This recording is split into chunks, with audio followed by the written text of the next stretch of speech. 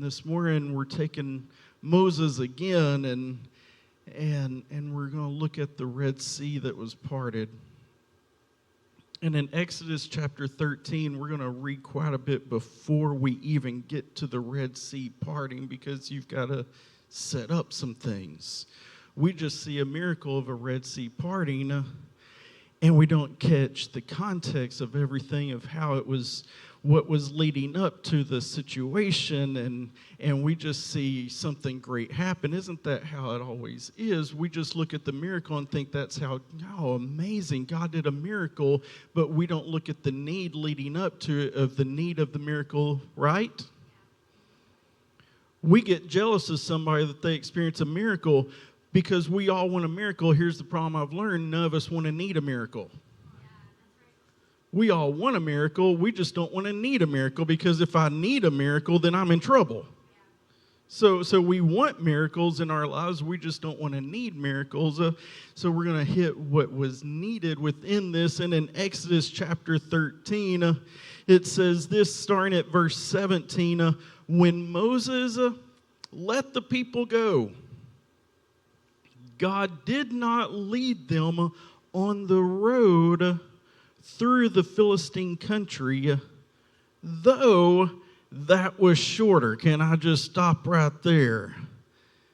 And we'll read on later, but can I just stop right there? Because do you ever feel like God has taken you the long way around some places in your life? Come on.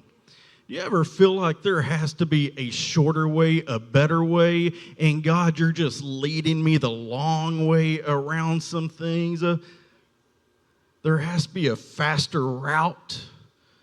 But it goes on to say, for God said, if they face war, they might change their minds and return to Egypt. So God led the people around by the desert road toward the Red Sea. And I like this. The Israelites went up out of Egypt ready for battle. Sure they were. I'm sure they were ready for the battle in their minds. Ready for battle. Here's why I want to talk to you this morning, because it kind of caught me as I'm reading this story, that it had to have felt like a trap. Do you ever feel like that at times? I mean, God's leading them out, and he leads them to the Red Sea, and they can't cross it. And there's the desert behind, and it had to have felt at the moment like God just led them into a trap. Because if you read the story, and we're going to read parts of it, go through. If you read the story, you've got an enemy chasing. You've got a way that you can't go forward. You've got a sea right in front of them. And it seems like God led them to this place, and they're just stuck in this moment, and nothing good can happen. And it just feels trapped in the situation. Do you ever feel trapped? Have you ever felt stuck and trapped, and you feel like you were doing what God wanted you to do, and he just led you to a bad place? It feels that way. That it just feels like a stuck place, and to make matters worse, he led you the long way around to get there. Because that's what it says. It says that God led them out of Egypt, but he took them the long way. He took them the long way. Do you ever feel like it takes a little bit longer than it should? That there had to be a better... I feel bad for Moses, because Moses is leading the people out of Egypt, 1 million people, and here they are, they're going this long way around this desert road. Do you know how many times he had to have heard, "Are we there yet?"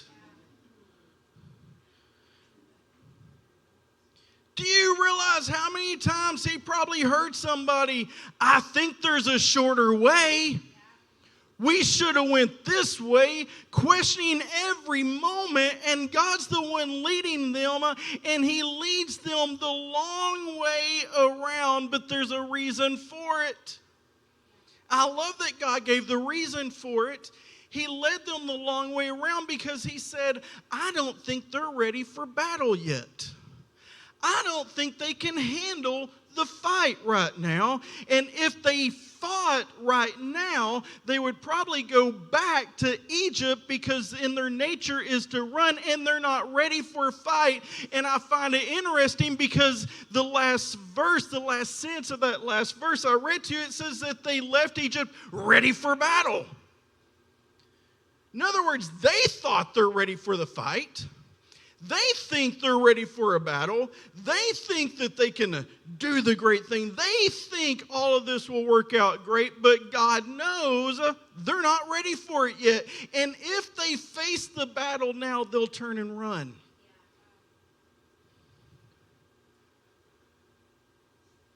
Let me ask you, have you fought some fights that you thought you were ready for,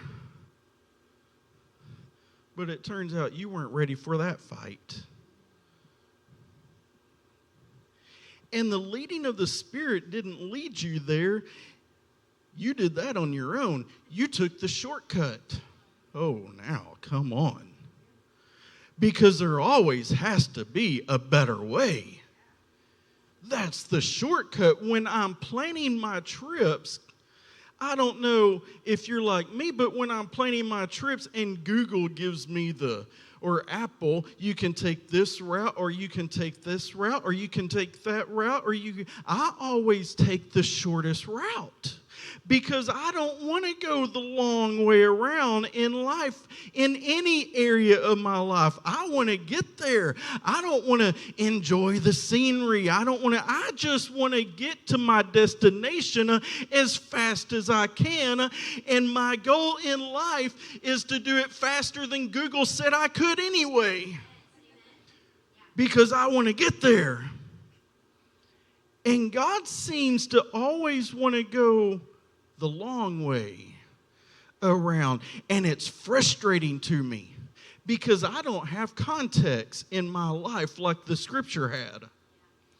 I don't have the reasons. He doesn't always share those with me. I don't get that stuff in parentheses when he's writing my story. He just leads me down the long way, and I'm thinking there has to be a better way, God. Why are you doing this? Why are you doing that? Because I don't know why he's doing it.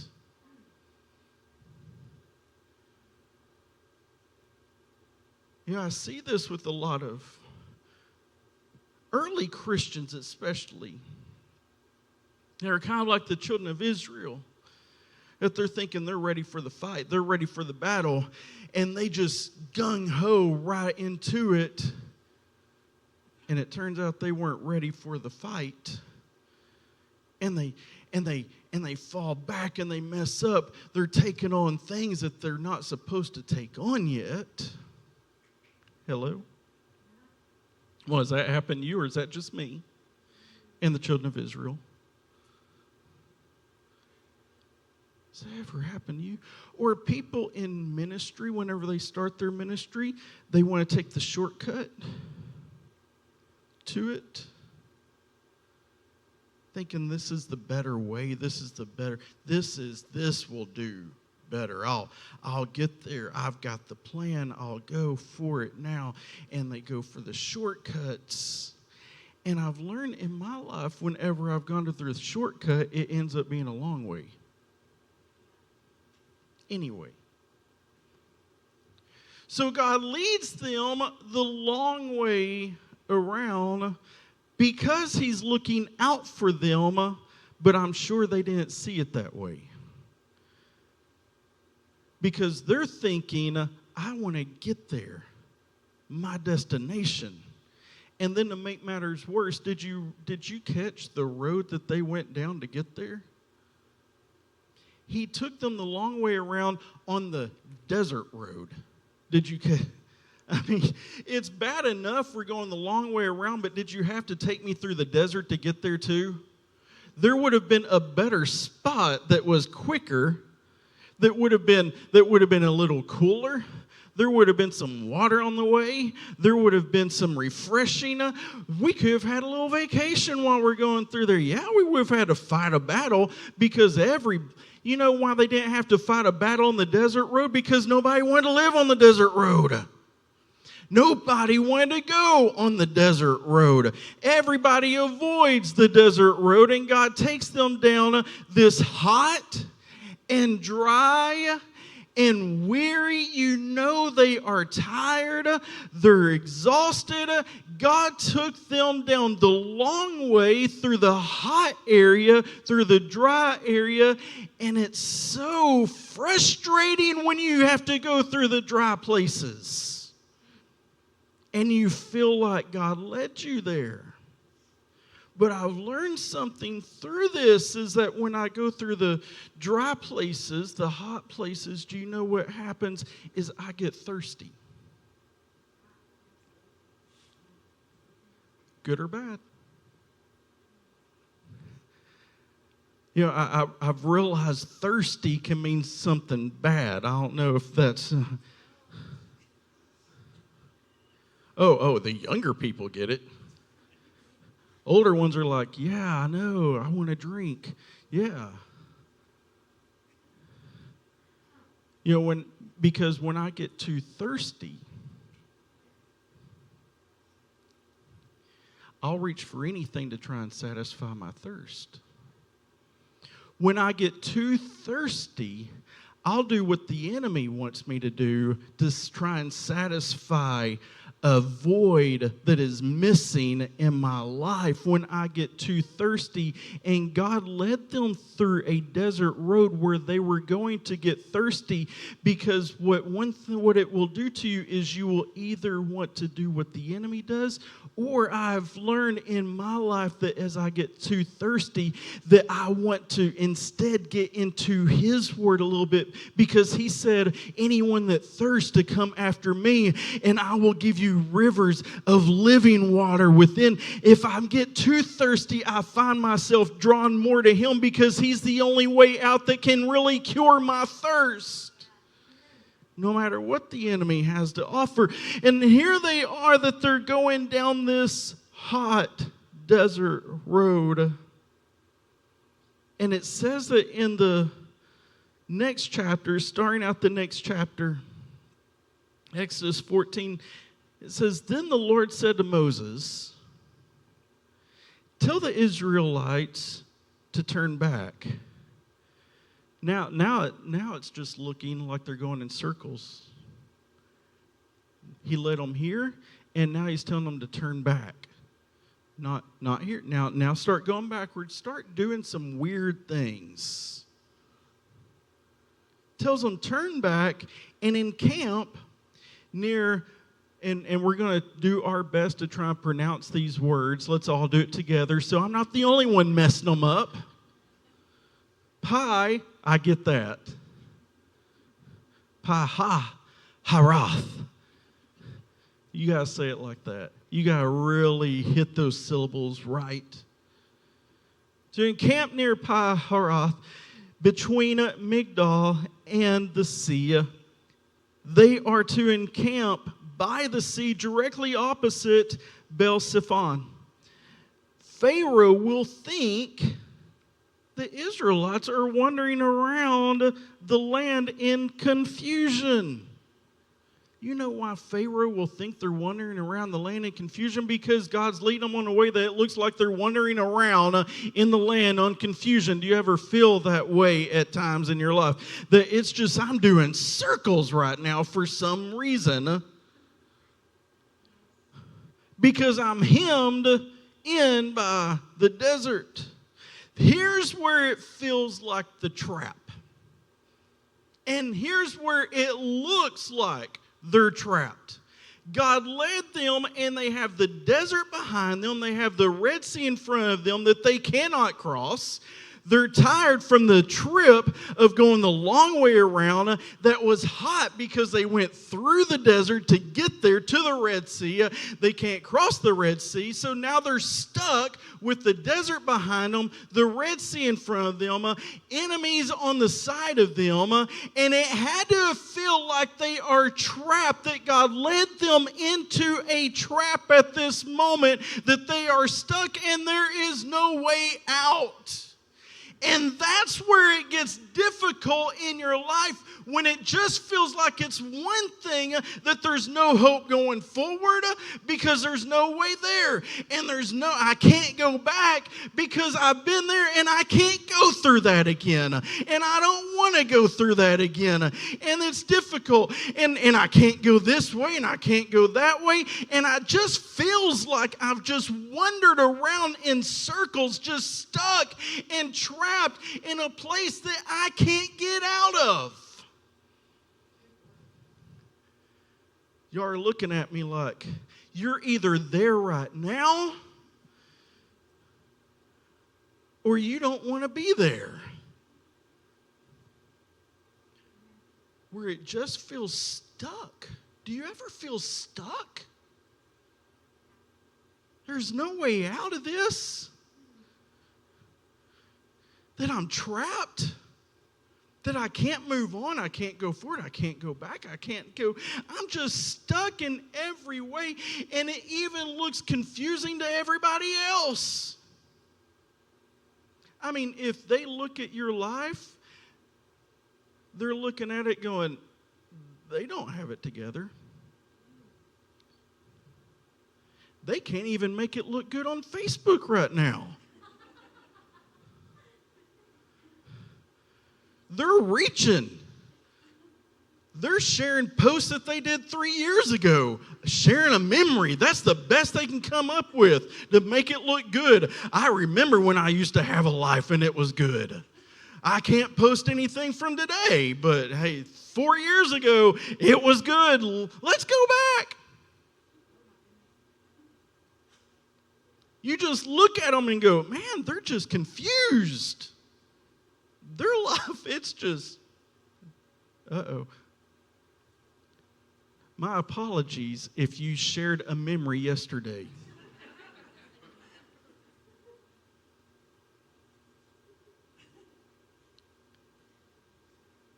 Because it seems like God led them into a trap. And that's where it's hard to trust God, and it gets difficult in your walk with God when He's leading you and it feels like He's led you in bad places.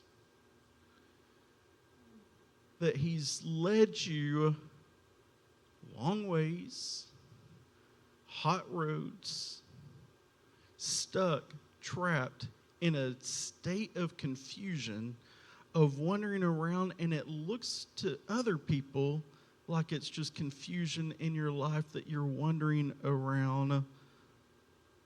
And now, to make matters worse, Pharaoh and the Egyptian army, they're coming after them. In fact, to make it worse, it says, let's just read it in verse 9. It says, the Egyptians and all Pharaoh's horses and chariots, horsemen and troops, pursued the Israelites and overtook them as they camped by the sea near Pi-hahiroth, opposite Baal-zephon. As Pharaoh approached, the Israelites looked up, and there were the Egyptians marching after them. They were terrified and cried out to the Lord. They said to Moses, was it because there were no graves in Egypt that you brought us to the desert to die? I thought they were ready for a battle. I guess they weren't once they saw the enemy. What have you done to us by bringing us out of Egypt? Didn't we say to you in Egypt? And you can look, you can watch, you can go all through Exodus. They never said this. What they're about to say, they never said it. Your memories of your past sometimes, you think are better than they really were. They never said what they're about to say. Here's what they said. Didn't we say to you in Egypt, leave us alone. Let us serve the Egyptians. It would have been better for us to serve the Egyptians than to die in the desert. Wow. The people who cried for freedom for 400 years to God to deliver them out of Egypt, and now they're saying to Moses, didn't we say leave us alone? We wanted to serve them. It was way better serving them than in this mess that you've got us in right now. At least we were breathing. At least we were eating, even if it was just a little bit. At least we were there. But you've brought us out here to die in this moment. Because here's the thing. I thought, and here's the lie of the enemy in this moment, is I thought it would have been better by now. That's what they're going through. I thought when I got out, it was going to be good. You talked about leading us to a promised land, a land that God was giving us, but instead you've led us to a trap. You've led us to a Red Sea we cannot cross, a desert behind us that we don't want to go through again, and now an army that's overtaking us that's going to kill us or take us back, one or the other. I thought it would have been better by now. The lie of the enemy when you become a Christian, isn't it? That I thought it would have been better by now. How many times have you prayed and you said, God, I thought you would have, but you didn't. I thought it would have been good, but it wasn't, because we misinterpret. We think that when we come to Christ, that everything is going to be roses. That as soon as I come to Christ, that everything is great. After all, I've got my freedom in Him. Everything will be great. We miss the take up your cross and follow me stuff. We miss that Jesus promised in you that in this world you will have trouble. Isn't that? Nobody quotes that promise. The promises of God. Nobody says, oh, I love that promise where God just said, I'm just going to have trouble. Nobody quotes that one, because in our mind, when we come to Christ, as soon as we say, God, forgive me, it should be the ending of every Disney movie or Hallmark. That all of a sudden the sun comes out, the bluebirds begin to sing, and everything is great for the rest of my life. I signed up for the happily ever after, but I'm stuck in trouble. I thought it would have been better.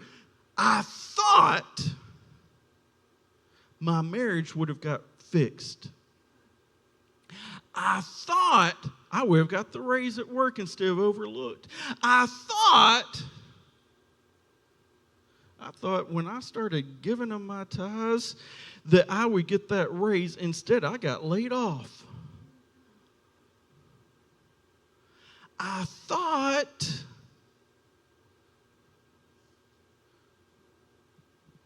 the lie of the enemy, that in that moment you begin to think, I might as well just go back. At least I know what I'm getting.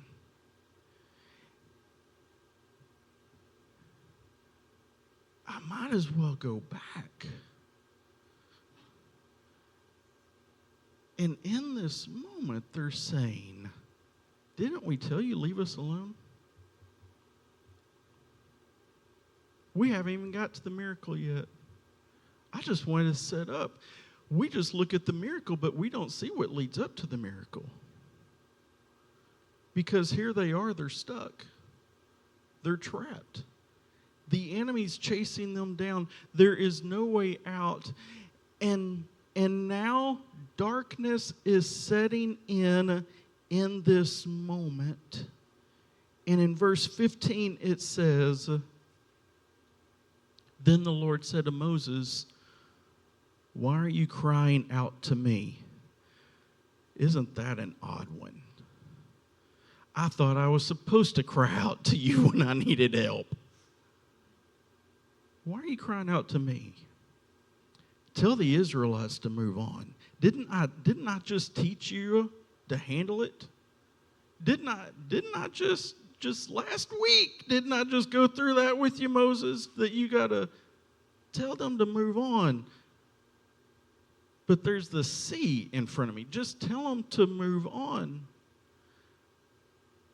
And I feel this right now that somebody, it's time for you to move on. You've been dwelling at your place for too long. It's time for you to just move on. You've been crying about it for so long. It's time for you to move on. It's time for you to take steps forward, even when it looks like there's no way. It's time for you to start moving on.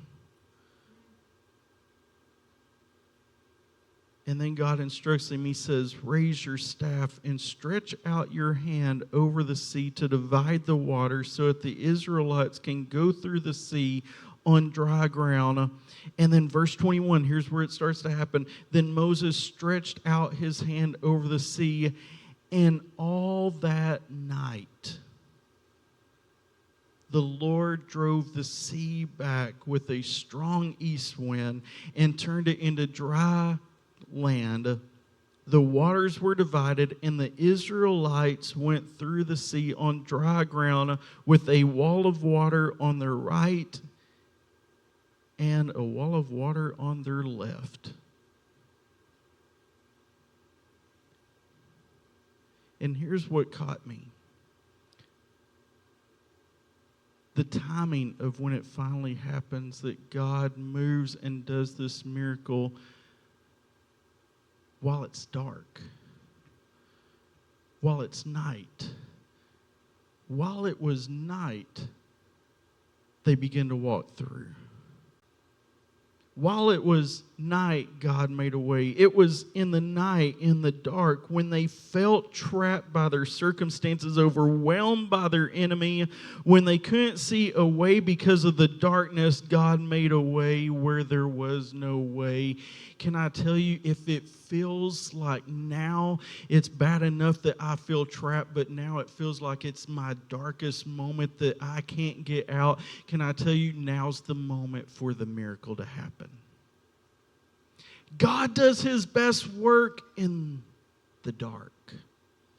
In your dark moments, in your dark moments of your life, when it feels like there is no hope left, God makes a way in that moment, and he does something unique that gets you out of it. He makes the way in the dark, and here it is, it's night, and they're surrounded, and the enemy's attacking and coming on them, and God instructs them, move on, and as soon as they begin to move, the water parts, God makes a way, and they escape through while it is night.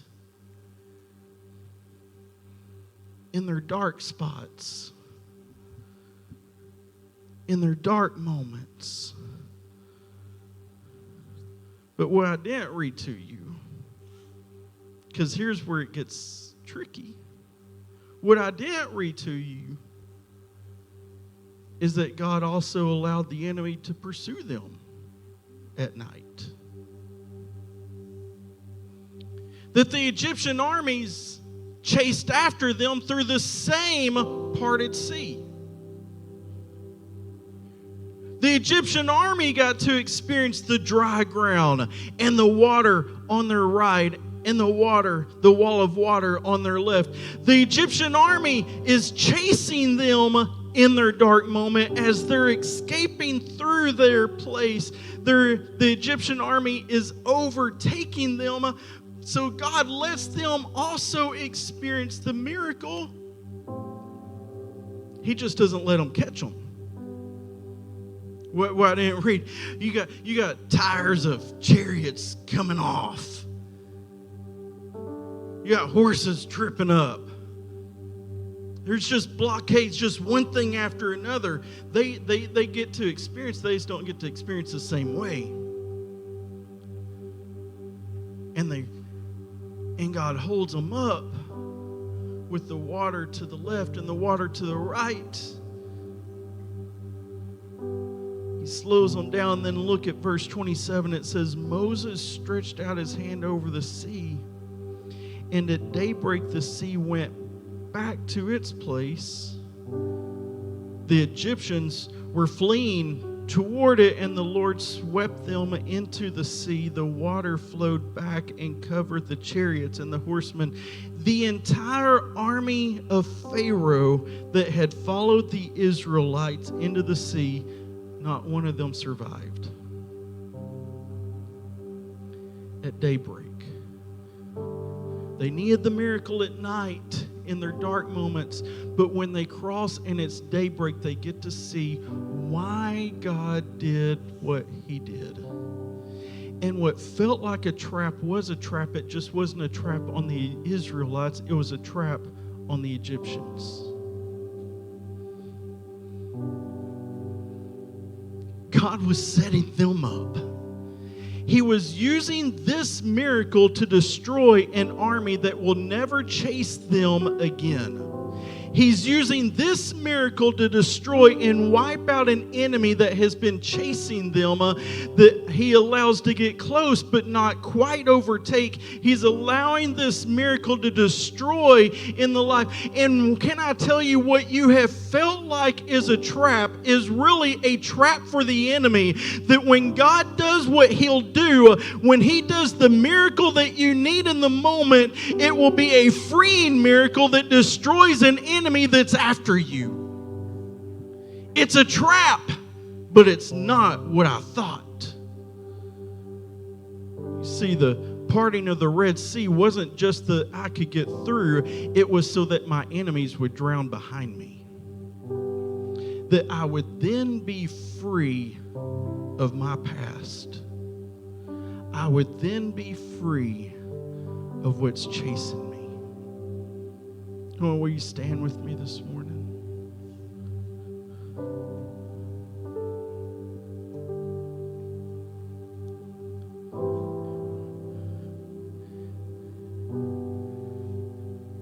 And here's what I want to tell somebody in this place. You've gone through the trap, and you feel like God's brought you through some stuff, but you're still running. I tell you, stop running. You don't have to run anymore. God took care of the enemy that was after you. You thought the miracle was that I could make it through. The enemy was that the miracle, though, instead was so the enemy could not make it through. And now I could be free. You were so set that you thought your miracle was just so that I could make it through and I could just keep on running, keep on running. Can I tell you, turn around, look, the enemy's not after you. God took care of them. You don't have to run from your past anymore. God set you free. Quit running from the past. Now just start walking to Him. What you felt was a trap was really a setup. And God has set you free. I want you to bow your heads with me this morning. I'm going to ask our prayer team to come up.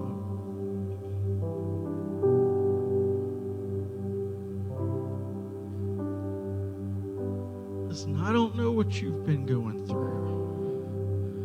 I don't know your circumstances. I know in my life things I've faced, and so many times it felt like God was leading me to get me to a place where it felt stuck. But when I look back, no, it was to get me to a place to where He could do a miracle to set me free.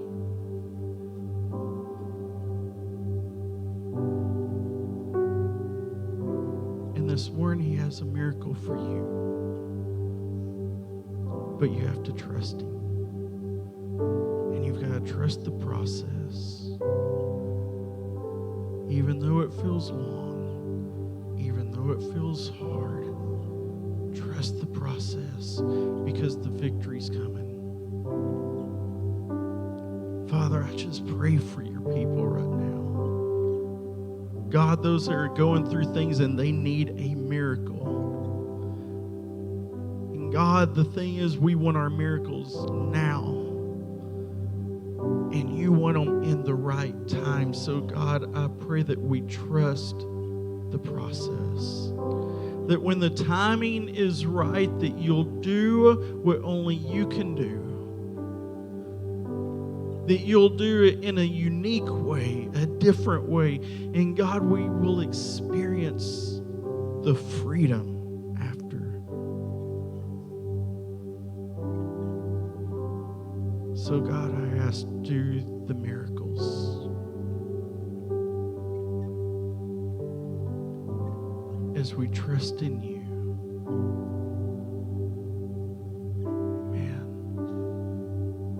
Listen, we're going to spend some time in worship, and I don't know what you're facing. I don't know what you're going through.